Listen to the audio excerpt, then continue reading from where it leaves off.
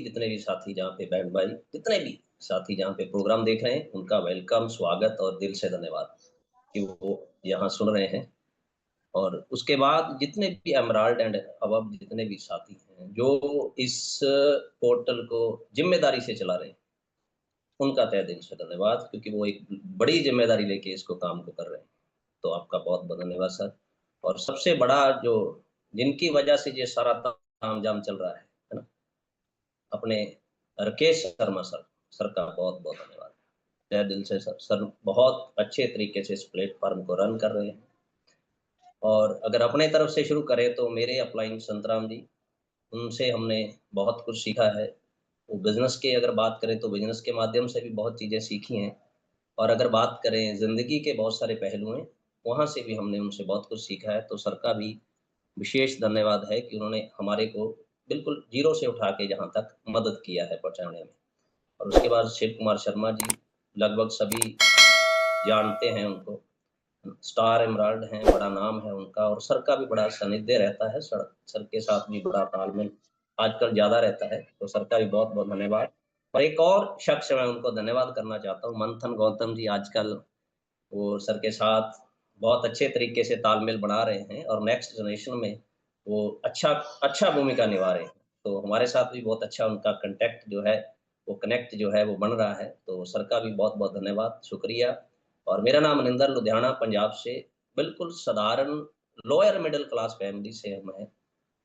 तो जैसे ना 4 भाई-बहन का परिवार, ज़िंदगी में मेरा ऐसा मानना है, मेरा पर्सनल व्यू है कि पेरेंट्स का रोल आपकी ज़िंदगी में बहुत बड़ा है।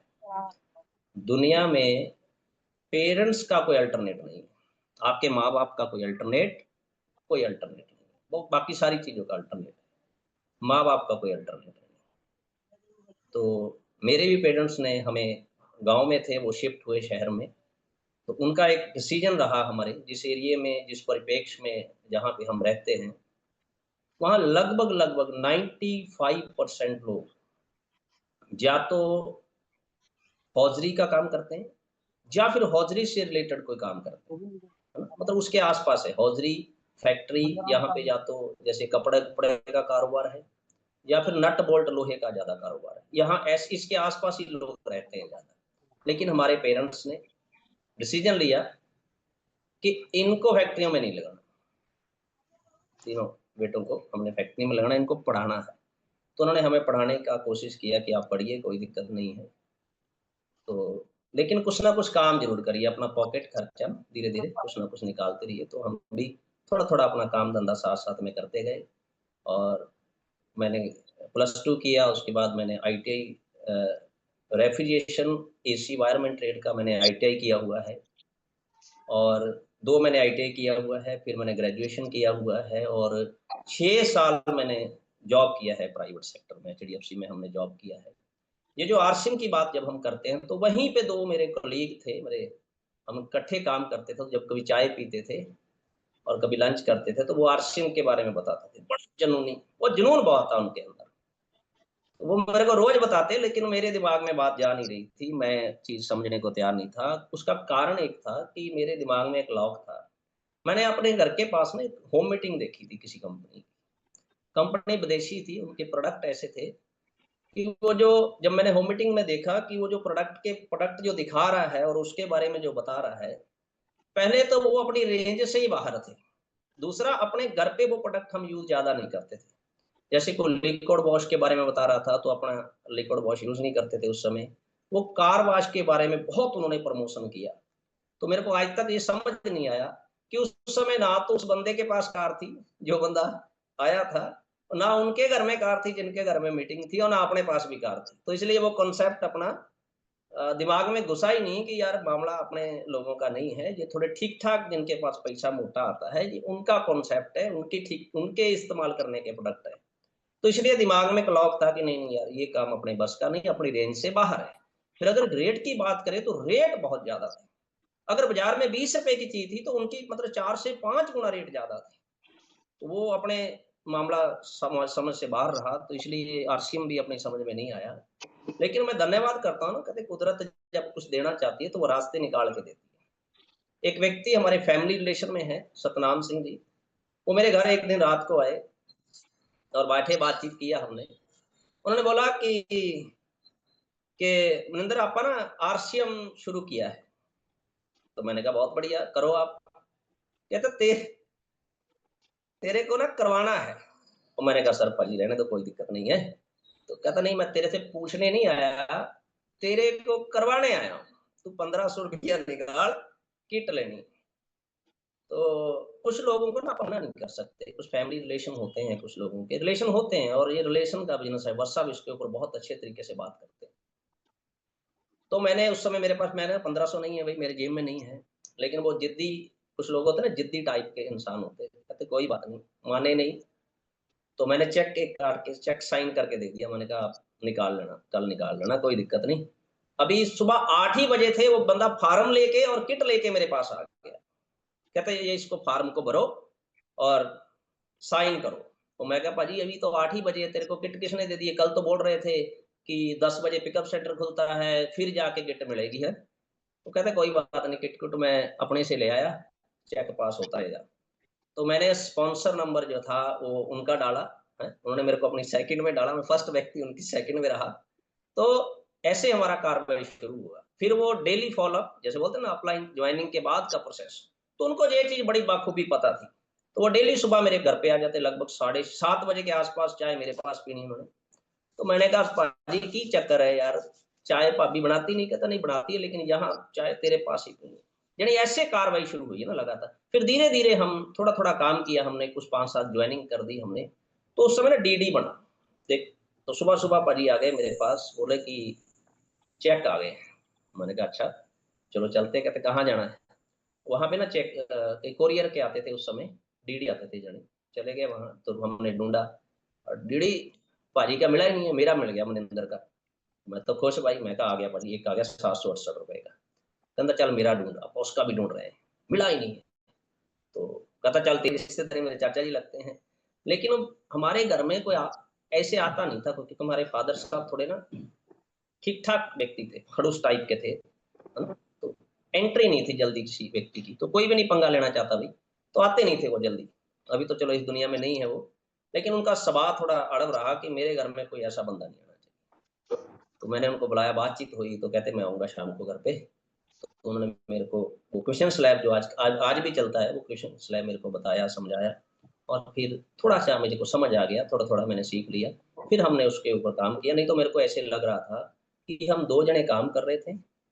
1 महीने आपको पाजी आएगा, 1 महीने मेरे को आएगा कि यार ये बड़ा पंगा है, आप अपना करो, मैं अपना करूँ। तो फिर हमने थोड़ा-सा और काम किया, है ना? फिर वो हम स्टार गए, लेकिन किसी वजह से उनका फैमिली इश्यू कोई रहा, वो आरसीएम छोड़ गए। तो फिर कोई बात नहीं, हमें लगा अच्छा, हमें विज़न क्लियर हो गया कि इसमें कुछ हो सकता है। वो नौकरी में जो नहीं मिल सकता ना, ज़िंदगी में जो सपने अपने पेंडिंग पड़े हैं, है ना? जो नौकरी में पूरे नहीं हो सकते, अपने को ये विज़न क्लियर हो गया कि इससे हो सकते हैं।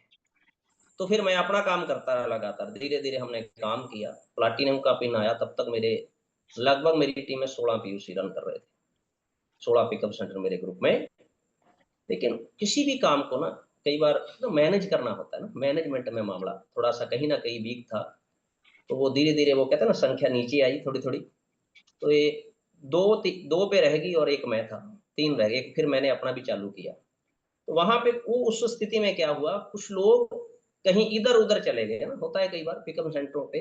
तो जब मैंने एनालिसिस किया कि पंगा कहाँ, कहाँ कमजोरी कहाँ है, प्रॉब्लम कहाँ आई, तो मैंने 2 चीज़ें देखी। एक तो उनके साथ कनेक्टिविटी का प्रॉब्लम रहा, और दूसरा पिकअप सेंटर वालों की जो प्लेसमेंट है ना, वो कहीं न कहीं वो सेट नहीं थी, किसी न किसी दूसरी लेग में डाल दिए गए, जिसकी वजह से वो इधर-उधर शिफ्ट होने में थोड़ा उनको आसानी लगा। तो ये दोनों चीज़ों में फिर हमने सुधार किया थोड़ा-सा। फिर हमने ना डिस्प्ले वॉल पे काम किया ज़्यादा। अभी हमारी मेरी टीम में 3-3 लाख, 4-4 लाख की डिस्प्ले वॉल है। मेरे दिमाग में एक लॉक लग गया कि बात ये है, पिकअप सेंटर वाला हो सकता है, मामला इधर-उधर हो सकता है, लेकिन डिस्प्ले वॉल वाला कहाँ जाएगा? अब 5 लाख की, 3 लाख की डिस्प्ले वॉल बनाओ, मान लेते हैं 1% चांस, मान लेते हैं, कुदरत का सिद्धांत है, कुछ भी हो सकता है। तो 1% चांस से चल भी जाए, तो 4-5 लाख का बिलिंग देखी जाए। तो हमने डिस्प्ले वॉल पे ज़्यादा काम किया। तो अभी डिस्प्ले वॉल से हमारा बिज़नेस धीरे-धीरे, धीरे-धीरे, धीरे-धीरे, धीरे हमारा ग्रो किया, और उसी उसी सिस्टम को हमने फ़ॉलो करते हुए आज की अगर स्थिति बात करें, तो 6 स्टार, 4 रॉयल्टी और हम 2 जने टेक्निकल अचीवर, एक मैं हूँ, एक मेरी टीम में टेक्निकल अचीवर है। यानी हमने उसके ऊपर फ़ोकस किया और लगातार उसके ऊपर काम किया। बड़ा सिंपल है साथियों, मुश्किल कुछ भी नहीं है। थोड़ा, थोड़ा, थोड़ा, थोड़ा, थोड़ा, थोड़ा, थोड़ा, थोड़ा, थोड़ा, थोड़ा, जैसे ना अपलाइन बोलते हैं थोड़े, थोड़े, थोड़े, थोड़े, थोड़े, थोड़े, थोड़े, अगर हम करते जाएँगे काम, तो एक दिन ऑटोमेटिक काम जब हो जाए। मुश्किल नहीं है, बस हमें उन कामों को लगातार, लगातार, बार-बार, बार-बार लगातार करना है। राकेश शर्मा जी इसके ऊपर बहुत बेहतरीन तरीके से बात करते हैं। वो कहते हैं, किसी भी काम को करने से कामयाबी नहीं आती, लगातार बार-बार करने से आती है। तो बहुत सारे लोग आते हैं, वो 1, 2, 4 महीने करते हैं और फिर बाय-बाय टाटा हो जाते हैं। नहीं साथियों, जैसे लगातार फ़ोकस करके अगर हम लगे हैं, तो ही काम होने वाला है। मेरा ऐसा एक पर्सनल व्यू है, मेरा मानना है ऐसे कि ये जो कॉन्सेप्ट है, ये जो आरसीएम है, इसको अभियान बोलते हैं, कुछ लोग बिज़नेस बोलते हैं, तो अपने-अपने किसी का नेचर है, किसी की सोच है, थिंकिंग है। मैं तो इसको बाबे नानक का फ़लसफ़ा मानता हूँ। मेरा ऐसा मानना है, मेरा जो विचार है, पर्सनल हो सकता है, कोई मेरे से एग्री हो या ना हो, मेरे को इसके बारे में पता नहीं है। जैसे वहाँ पे 3 फ़लसफ़े पे सिद्धांत पे चलता है, एक है नाम जपो, दूसरा है किरत करो, तीसरा है वंड के छको। यानी जो आप कमाते हैं, उसमें कुछ ना कुछ हिस्सा बाँट के, मिल बाँट के छकना चाहिए ना, ये इसका इसका सिद्धांत है सिक्खी का। तो आरसीएम भी मेरे को सेम लगता है कि सिमरन करते हैं हम, नाम लेते हैं। सुबह टीसी जी क्या करते हैं? सुबह से शुरू हो जाता है काम, है ना? 5:30 से चालू हो जाता है काम। साधना करते हैं हम, सिमरन करते हैं। उसके बाद हम क्या करते हैं? अपना काम करते हैं, लोगों से बात करते हैं, चाहे वो रिटेलिंग करें, चाहे प्लान करें, किसी भी माध्यम से लोगों को जागरूक करते हैं, उनकी सेहत के लिए जागरूक करते हैं, अगर उसको पैसे की ज़रूरत है तो उसके लिए जागरूक करते हैं, मतलब अपना केयर करते हैं। और तीसरा जो सबसे बड़ी चीज़ है, जो वंड छकन बड़ा फ़ॉर्मूला है ना सर, मेरे को बहुत बढ़िया लगता है। कारण क्या है ना, कोई भी रॉयल्टी अचीवर अगर यहाँ किसी ने डिसीज़न ले लिया, कहीं भी आज भी कोई बैठा व्यक्ति नया है, उसने डिसीज़न ले लिया कि मैंने रॉयल्टी अचीवर बनना ही बनना है, ओके, लेकिन फ़ॉर्मूला वही है, नीचे एक स्टार बनाना पड़ेगा। सीधे रॉयल्टी का कोई फ़ॉर्मूला नहीं। आपको किसी परिवार के घर में 20,000, 18,000, 20,000 की इनकम पहुँचानी पड़ेगी, तब आप रॉयल्टी अचीवर बनोगे। और अगर आपने टारगेट ले लिया कि मैं टेक्निकल अचीवर बनूँगा, तो भाई साहब सीधे टेक्निकल अचीवर बनने का कोई फ़ॉर्मूला नहीं। यानी आपके माध्यम से जो आप काम कर रहे हैं ना, तो आपको अपनी टीम से दोनों लेग से कम 2 लोग तो ऐसे सिलेक्ट करने ही पड़ेंगे। अगर टेक्निकल क्वालीफाई करना है, तो 2 स्टार बनाने पड़ेंगे। अगर टेक्निकल बनना है, तो रोल टीचिए बनाने पड़ेंगे। यानी सीधा कॉन्सेप्ट ही नहीं है। तो इससे बढ़िया, इससे बेहतरीन मेरे को तो नहीं लगता। तो मैं तो इस चीज़ को मान के चलता हूँ, ये फ़लसफ़ा ही बहुत बेहतरीन है। टीसी जी का धन्यवाद करना चाहिए कि एक ऐसा चीज़, ऐसा फ़ॉर्मूला आपने को दे दिया, है ना? आप खुद भी कमाएँगे, लोगों को भी कमा के देंगे, है ना? यानी सब कुछ इसमें है। जैसे शिव कुमार जी क्या बोलते हैं, एक चीज़ बहुत बढ़िया लिखते हैं वो कहते हैं आप कल लिखो, भला, भला, भला, भला, भला, भला, भला, है ना? लाभ, लाभ लिख लो, तो वो उसका आगे वाला काट देंगे तो भला, भला हो जाएगा। यानी अगर लाभ के लिए भी आएँगे ना, तो भी दूसरों का भला है। अपना तो ऑटोमैटिक साइलेंट है ना? टीसी जी बोलते हैं विदुषी के लिए, वो क्या कहते हैं चावल की, है ना? उसके लिए आए हैं, पराली के लिए थोड़ी आए हैं। तो सेम चीज़ है साथियों, अगर इस विज़न से अगर हम काम करें, कोई दिक्कत ही नहीं है सर। मज़े से ज़िंदगी कटेगी, है ना? फिर कोई समस्या नहीं आएगी। और अभी हमारा धीरे-धीरे टारगेट है सर, अगर हम पीछे बात करें, अगर मार्च को छोड़ दें, तो फरवरी से हमारा अप्रैल में ग्रोथ है और अप्रैल से 10 मई का जो हमारा क्लोजिंग हुआ, लगभग 25% का हमारा ग्रोथ है। तो इसका सबसे बड़ा रोल क्या है? हमारे अपलाइनों का फ़ोकस है, उनको लगातार हम उनके कॉन्टैक्ट में है और अपनी टीम जो है, टीम का बहुत बड़ा रोल है इसमें। मैं इस चीज़ का श्रेय देता हूँ, अपनी टीम में हीरे हैं। बहुत बेहतरीन हीरे हैं, तो उनका लगातार अपना प्रयास रहता है। बहुत-बहुत धन्यवाद। मेरे ख़्याल से टाइमिंग का लगभग आस-पास पहुँच गए हम। तो मुझे बहुत अच्छा लगा आप लोगों से बातचीत करके। Parse Maurya ji great leader हैं, शानदार लीडर हैं। तो थैंक बहुत